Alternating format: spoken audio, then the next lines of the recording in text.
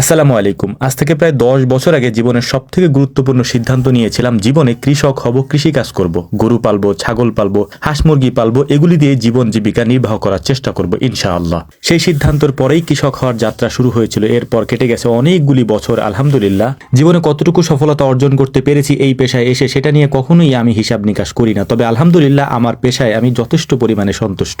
এই ফসল, এই গরু ছাগল, হাঁস মুরগির খামার, এগুলি দিয়ে নিজেদের জীবন জীবিকা নির্বাহ করার যে ব্যাপারটা, সেটা প্রতি ক্ষণে ক্ষণেই আমাকে আনন্দিত করে, উদ্বেলিত করে এবং আমাকে আগামী দিনের পথ চলার ক্ষেত্রে অনেক অনুপ্রেরণা যোগায়। যদিও এই দীর্ঘ পথ চলার বছরগুলি এবং পিছনে ফেলে আসা সময়গুলি একেবারেই সহজ ছিল না, যেটা হয়তো আপনারা কিছুটা সময় শেষের দিকে এসে আমাকে দেখে বুঝতে পারছেন। হয়তো আজকে অবাকও লাগতে পারে যে ভাই, আপনি আসলে দার্শনিকদের মতো এরকম কথাবার্তা কেন বলছেন। এই কথাগুলি বলার পেছনে একটা কারণ আছে, সেগুলিও আপনাদের সাথে শেয়ার করব। যেহেতু আপনারা দীর্ঘদিন আমার সাথে রয়েছেন, আমি আপনাদেরকে আমার পরিবারের মতোই মনে করি। যেমন পরিবারের লোকদের কাছে নিজের আনন্দ, দুঃখ, কষ্ট এগুলি শেয়ার করা যায়, আমিও মাঝে মাঝে আপনাদের সাথে সেটা করে থাকি। সেই জন্য এই কথাগুলি আজকে বলছি। পৃথিবী সম্পূর্ণরূপে মেরুকরণ হচ্ছে, দুটি ভাগে মানুষ বিভক্ত হয়ে যাচ্ছে, যার বাস্তব কিছু উদাহরণ গত কয়েকদিনে বিশ্বে ঘটে যাওয়া কয়েকটি ঘটনা দিয়ে আপনারাও হয়তো বুঝতে পারবেন।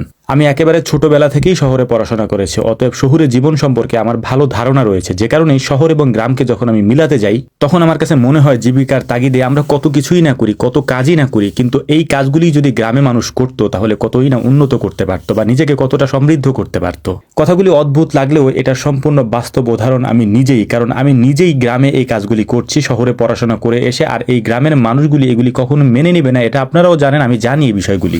যারা একটু বিবেকবান মানুষ রয়েছেন, যারা এই বিষয়গুলি নিয়ে চিন্তা করেন শহুরে জীবন সম্পর্কে বা এরকম ঘনবসতিপূর্ণ জায়গাগুলিতে, যেখানে একেবারে দেশের সব থেকে গুরুত্বপূর্ণ স্থাপনাগুলি রয়েছে, সেই সব জায়গায় বসবাস করা কতটা ঝুঁকিপূর্ণ, এটা বর্তমান বিশ্বের অবস্থাগুলি দেখলে আপনারা খুব ভালোভাবে বুঝতে পারবেন। তাই বলে সবাই তো আর গ্রামে এসে থাকতে পারবে না, সবাই তো আর কৃষিকাজ করতে পারবে না, কারণ বাংলাদেশে অনেক সেক্টর রয়েছে। সেই সেক্টরগুলি দেখাশোনা করার জন্য মানুষের প্রয়োজন এবং সেই গুরুত্বপূর্ণ কাজগুলি করার জন্য পড়াশোনা প্রয়োজন এবং পড়াশোনা দিয়ে সেই কাজগুলি সম্পাদন করতে হয়।